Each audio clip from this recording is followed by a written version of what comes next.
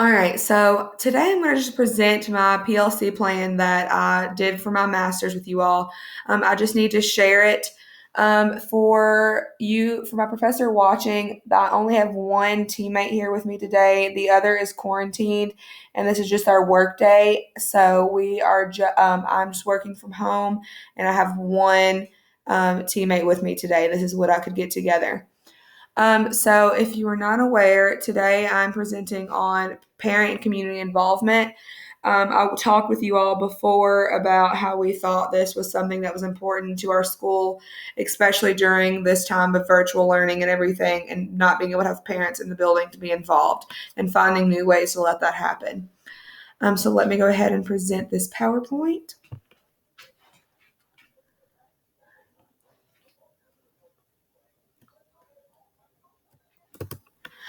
So today we're going to be going over, I'll just go over my short agenda of what we're going to be going over. I will talk about my vision statement for the goals for my classroom, the problem that I really wanted to focus on, some strategies that I believe that we can use to fix this problem, some research-based articles to help us know where to base our strategies we move forward with, a question that I want to answer with this research, some baseline results, and then some backup data once I put some of these activities into place and strategies into place. So, like I said, we will first go over my vision statement. We'll talk about a focus problem. We'll go over my social media article. We'll go over my focus question. I did 2 different implementations to go over our problems, and we'll kind of just wrap up and talk about what I think our next steps as a school should be. My vision statement that I would like to see maybe in my classroom and maybe as we move forward in the school as a whole is to provide instruction in a supportive, caring, positive class that creates pathways to allow collaboration with families and the community. I think especially in a very small town like ours, we really need to make sure that we provide a way for our families to be involved in our classrooms because that motivates the students to learn. And our community, we all know each other, and it'd be really good if they felt that support from the community as well. So due to increased protocols, as you all know, during COVID, they are keeping parents out of the building and our staff out of the community. So we've had a lack of communication with those populations. We've not been able to go to the students' football games like we're used to. We're not being able to do community events and family nights. So I think it's really important to find different ways to do that. I have parents that's in my classroom that want to be more involved in their child's education and students who miss those supportive community events. So to involve my parents more, I've decided to increase my communication with them beyond email and phone calls. I feel like email is like a dying breed of communication, especially with people that's not in the professional world. So a lot of my parents are not communicating with me with that way. And we have a lot of working parents and they're not able to answer those phone calls during the school day because they are also at work. I will do this by using a classroom social media site and sending home newsletters when we begin a unit. To increase community support, I will work with our school PTO to virtually bring the community to us. So I've started working with Amanda already on that, and we'll talk about some of the videos and the things that she has done for our school already. The article I found was by Thompson, Mazer, and Flood. It was talks about the changing nature of parent-teacher communication in the smartphone era. So like I said, it kind of went over how parents are no longer checking their emails. They're not having time to have those phone call conversations, but somehow they still are finding time to spend those hours on social media. So if we give their opportunity for it to be right where they're already spending their time, we're more likely to have them looking at that information and being involved. So teachers can use those social media sites to communicate with their classroom parents, and these ideas can be applied with community integration as well. So the questions I asked myself when communicating with this, when starting with this research was, does having several modes for communication make parents feel more comfortable being involved in their child's education? And does having the community involved help students feel more motivated to do well?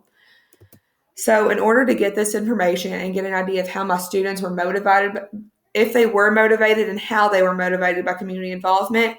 I had them participate in a brief survey, and I also had my parents take a survey about communication. And those surveys are linked below. So the two questions that I asked my parents first was, do you feel like you receive enough communication from your child's teacher? 63% of those parents that responded to those surveys, so 22 parents, 63% of them believe that they did not receive enough communication from their child's teacher.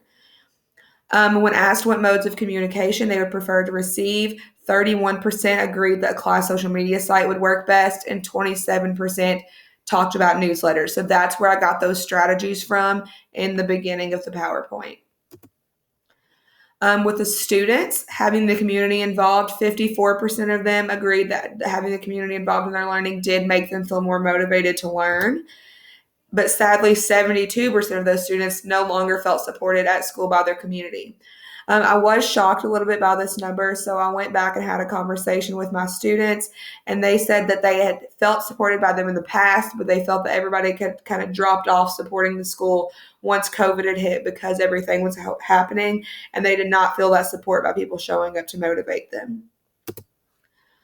So my first implementation, the first few strategies, I wanted to go ahead and help both ends, the parents and the students.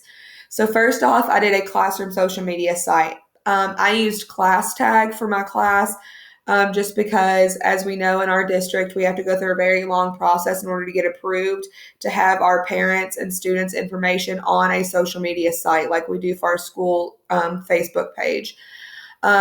So I just chose you ClassTag because it's set up very similar to a social media site, and it provides an easy, parent-friendly way for them to receive the information and messages. For my first implementation for the community, I worked with Amanda and we put together a community video. So she, as you all know, knows everyone in Henry County. So she was able to reach out to a lot of leaders of local businesses, teachers at the middle school and the high school, different coaches, their football coaches and everything like that. People that they're used to seeing outside of school, people that they may look up to in the community, including and they just kind of made short video clippets talking to our students and encouraging them to still work well through this hard year. And as you can see, I have a picture of the ClassTag site and what that looks like in my classroom, but I could not share the video due to the students' names and the school name being included. So after 2 weeks of using the ClassTag site and showing students the community video, I repeated these surveys. The parents did.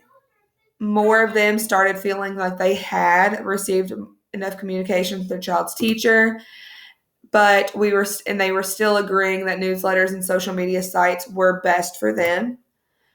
Students went up to almost 60%, feeling that having the community involved did make them feel more motivated to learn. So some of those students who did not think so before were seeing that maybe seeing these videos did make them feel a little more motivated about their learning.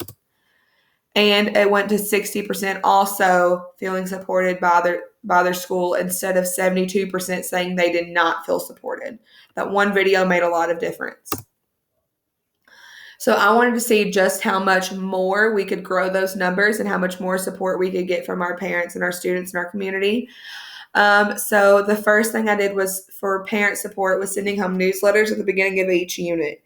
So as you can see on the left of the screen, we have our newsletter called Math News.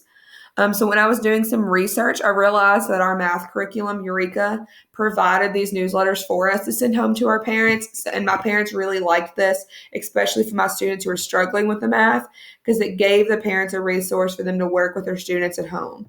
So it kind of talks to the parents what we're working on, puts it in terms that they would understand, not just our educator terms, gives some key terms, gives some focus area problems. And then actually on the back of this newsletter on the second page, it gives them ways and walks them through on how to teach their student and how to walk their student through a problem when they get stuck, which I think is very important. So even past this presentation, I believe that I will continue to send these home. Also, I did not get a picture of the actual goodie bags, but when we participated in our school-wide read, as you know, the PTO was able to get donations from the community, and with little notes stuck in there, encouraging the students to read. And then we were able to purchase a book for each student, a copy of our school-wide read for each student in our building to increase their at-home libraries, and activities for all STEM activities that were tied in with our Read Aloud. So being able to see that the community cared enough to put that money and their time into creating these bags for our students really made my students feel better. So after 2 weeks of using the newsletters and receiving goodie bags from the community, I did a final round of our surveys. 68% of the parents felt like they were receiving enough communication from their teacher. 40% agree that the social media site maybe worked a little better than the newsletters. My theory for this is maybe that our students are not wanting to work on this math and reading at home, so they're maybe not getting this paper all the way to their students. So my goal is to maybe post these newsletters digitally on that social media site as well. With the community, we increased to almost 64% of our students thinking that having the community involved in their learning made them feel more motivated to learn. And 70% of them felt like they were supported at school by their community. So overall, I do think the way the surveys were very helpful. They were short, so the parents and the students were willing to take their time to take those surveys. I did notice that parents seem to respond better to the classroom social media site. For now would be Class Tag. And they liked the letter, but I saw a greater improvement in the social media sites. But even talking with parents maybe after those surveys, just by observation, I felt like they liked the social media site better. The students really appreciated the community support, and you could see the immediate change in their attitude. Sometimes I feel like, especially this year, a lot of our fun things in school have been taken from us. So being able to see the community take their time, still make these videos, being able to take time out of their day to watch these videos instead of getting all this information thrown at them in lecture style, and having those goodie bags and having books, because a lot of our students cannot afford those at home, and knowing that our community cares enough to make that happen really, like, I saw a difference in my students. I will consider the ending results when creating my next steps, which is on the next slide. So overall, I will continue to use the Class Tag site. I put both. That's a typo. I'll have to take that out. So my goal is with the Class Tag site to start communicating student results with parents through private messages, posting about events that we'll be doing in our classroom that maybe they could participate in virtually. Tell them what we are working on, posting those newsletters virtually, as well as sending them home on paper for parents who do not have technology, and telling them what they can do to work with their students at home. Since I saw such a growth in parents wanting those classroom social medias, I will begin the process of maybe starting that, since our school year is so close to an end, next year, creating those Facebook and the Instagram sites for our classroom. I chose these two sites because on Facebook, our school already has a page for overall events for the building, but I would love to create a classroom page that is mentioned on there as well, so they can see the amazing things that our students are doing on a daily basis. Instagram, honestly, being a younger teacher in the building, I probably have used this a lot more, but I have learned a lot from other teacher sites on Instagram and seeing what they do in their classroom. So I see that not only maybe as from teachers to teachers that we can learn from each other that way, since we are not in each other's classrooms, but we can also, it's a great glimpse into our classroom from the parents' perspectives and maybe even the district's perspective, so they can understand what is going on in our classroom, since those eyes are not able to be in there this year. So overall, I believe that seeing the results of my small scale in my classroom, I think maybe being more involved with the community and our parents, getting them more involved. I know that it's very easy, and we've been talking about this in many of our PLC meetings, that a lot of our parents are not involved this year and are not really showing that they are motivated to make their student come to school and do that learning. On our end, we think it's very important, but we have to see this from the parents' perspective and understand that they are not used to their students learning this way. They're not used to not being able to come in the building and have parent-teacher conferences, being able to come to class parties. They are missing a lot. They are missing a lot of their lifestyle as well, what they're used to, what they were expecting when having a kid in school. So we're needing to meet them halfway and kind of be creative in our ways of communicating with them.